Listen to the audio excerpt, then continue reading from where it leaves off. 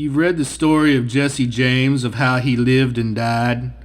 If you're still in need of something to read, here's the story of Bonnie and Clyde. Now, Bonnie and Clyde are the Barra Gang. I'm sure you all have read how they rob and steal, and those who squeal are usually found dying or dead.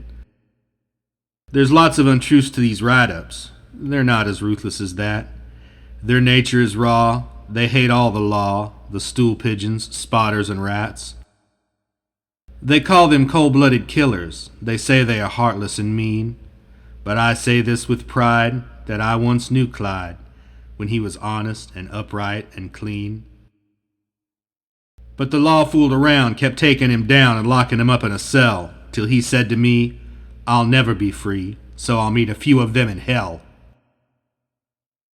The road was so dimly lighted, there were no highway signs to guide, but they made up their minds, if all roads were blind, they wouldn't give up till they died.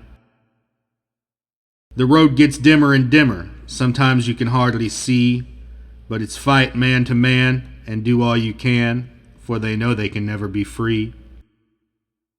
From heartbreak some people have suffered, from weariness some people have died, but take it all in all, our troubles are small till we get like Bonnie and Clyde.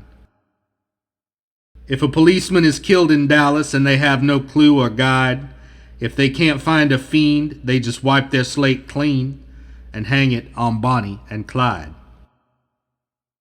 Now, there's two crimes committed in America not accredited to the Barrow Mob. They had no hand in the kidnap demand, nor the Kansas City Depot job. A newsboy once said to his buddy, "I wish old Clyde would get jumped. In these awful hard times, we'd make a few dimes if 5 or 6 cops would get bumped." The police haven't got the report yet, but Clyde called me up today. He said, "Don't start any fights. We aren't working nights.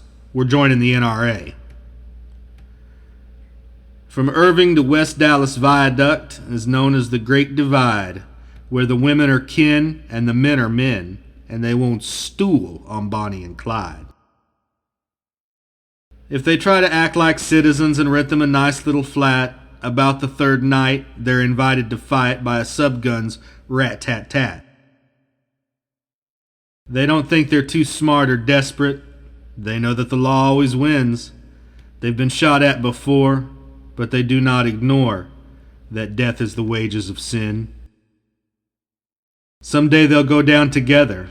They'll bury them side by side. To few, it'll be grief. To the law, relief. But it's death for Bonnie and Clyde.